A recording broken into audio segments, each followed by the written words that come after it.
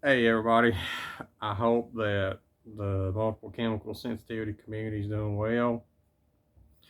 So I want to do another video. I've been in a video making mood before I get busy with some things. Coming up in spring, spring's right around the corner. So one thing that I see on the multiple chemical sensitivity page, and I see on the mold groups and the various other pages, is all the pages just absolutely just brutally knocked the doctor so bad. So I mean it's just terrible. And I'm not standing for pesticides or chemicals or mold, or I'm not standing against the awareness or any of that stuff, but a lot of people don't understand from our standpoint. And I work, in a medical field for 4 years in a clinical setting, a school setting. And personal experience is we never heard a thing about multiple chemical sensitivity or toxic building syndrome or et cetera, et cetera. But anyway, my point of the video is a lot of the doctors know, but they don't express and they don't vocalize it. You have, I would say, the 70% that don't particularly know. You have the 30% that does, but of that 30%, I would say 25 to 28% don't vocalize these conditions. And the reason why I say that is think about how it is to explain to somebody.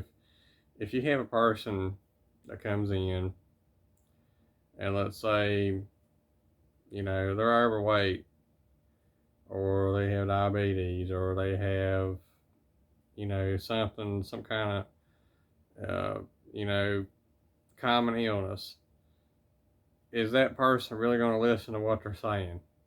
That's the big issue is if you got Billy Bob comes in, his sugar's, let's say 350, the doctor looks at him and says, hey, you're going to have to cut the Twinkies out. You're going to have to cut the damn pop out. You're going to have to cut this out, cut that out. Everybody wants a pill. Everybody wants the one minute fix. Everybody wants so instead of the person living a healthy lifestyle or trying to improve that lifestyle, what do? They keep getting worse, keep getting worse, keep getting worse till they have to go on a medication. And the medication, it'll tell you on the bottle, hey, this will make you worse. The problem is people don't listen until they get severe to where they can't function. And when you have a page, let's say the multiple chemical sensitivity uh, page on Facebook, it's 8,000 people on there. That's not a lot of people considering it's 6 billion or 7 billion people. And this is a very severe category or group. I think mast cell websites collectively probably 20 to 30,000 people. So basically, you can fit all of us in a fairly large town, and the rest of the world will just be cancer, diabetes, and dementia, and autism, and all the other things. But if you have a person coming in and they say, I have allergies, I have toxic mold in my house, but I can't afford to remediate. I'm talking about a person that's not severe, somebody that hasn't got super sick yet, like myself.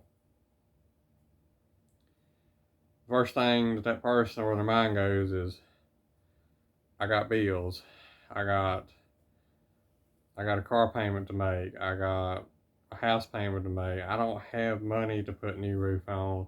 I don't have the money to put the leaky faucet or leaky sink that's making mold under the cabinet, or the leaky plumbing, or it's so many scenarios. If the doctor was honest and said, hey, you need to move out of the house and you need to take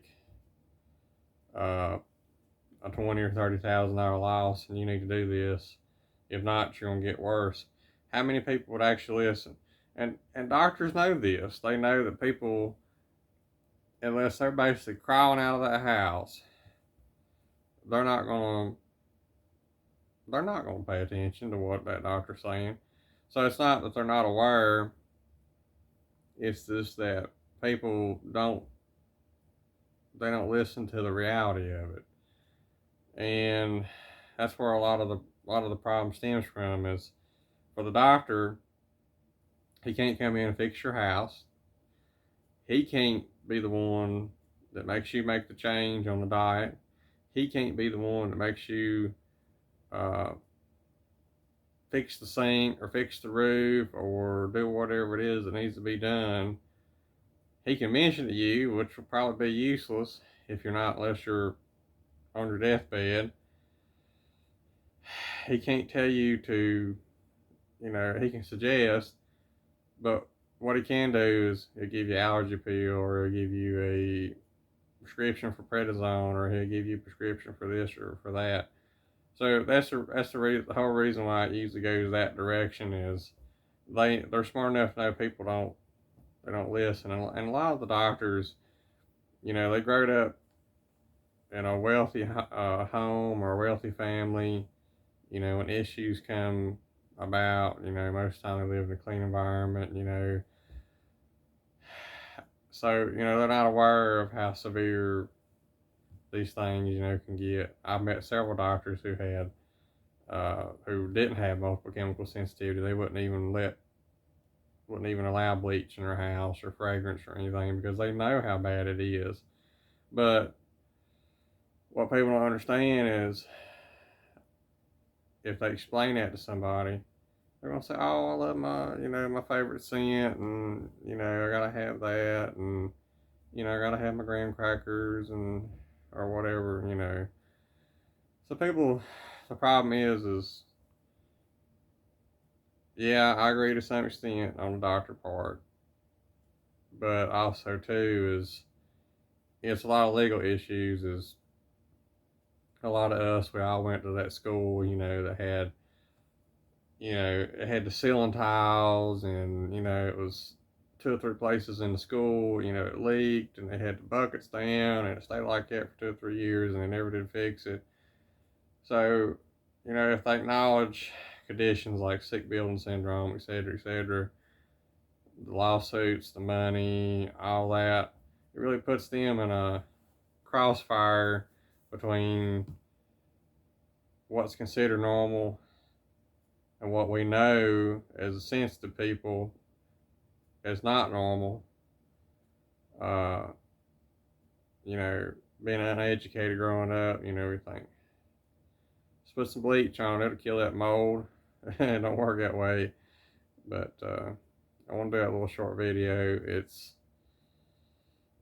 a lot of people don't understand is the doctors is, they're really put in a bind with this. So, you have to be the one that makes the change. As far as work and stuff, that's out of our control. The only thing we can do is quit a job and go to another. But people so fixated on, the bills, and I get the bills. I was one of those people, but if I had just made a few changes, I probably wouldn't have ever got the way that I am now. And it's doctors, they can go to school for 16 years, but they can't change what the FDA approves, or what they approve is safe, or any of that. Just the same way with my mercury filling. A doctor can walk up to me and say, "Hunter, if you remove that mercury filling, this might help your chemical sensitivity." But when I go and I find out it's going to be $1,300 to remove it, even in a working standpoint, if it's not directly bothering me, if I don't know it, am I really going to spend the $1,300 to do that, to listen to what he's saying? That's why a lot of them, they don't even bring it up, because how many will actually listen? That's the problem, is people don't listen until they're out of options. And by that time, it's so much damage done. It's so expensive and it's so hard to reverse, for a regular person that's living in mold, if they're getting sick, runny nose or whatever, just basic stuff, a couple weeks are out and they're fine. But if you get to the point where you're playing poison and you're crawling out, you might be battling 5 years of detox and healing and supplements and treatments and avoidance and just crazy stuff. But a lot of us don't make change until we have to. And not only does that go for MCS, but that goes for diabetes, that goes for smoking. A lot of smokers, they don't hit a point where they say, I've had enough. They hit a point where they say, or where they feel, I can't breathe anymore, so I'm going to have to quit or I'm going to die. And by that time, is it too late?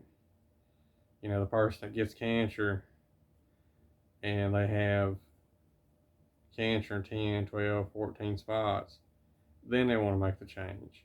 And then they got to take dangerous chemo, or they got to take dangerous radiation, and they beg for that second chance, and we all beg for a second chance. And then a lot of them, they go back to the same diet, the same stuff that got them sick. They don't spend any research on flaxseed or any of that. The leaf treatment, the first thing they do is they grab up a big old soda, down it.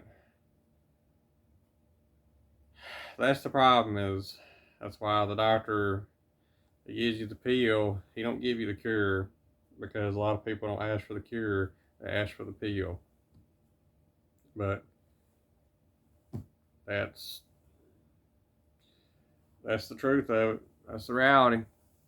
Take it or leave it.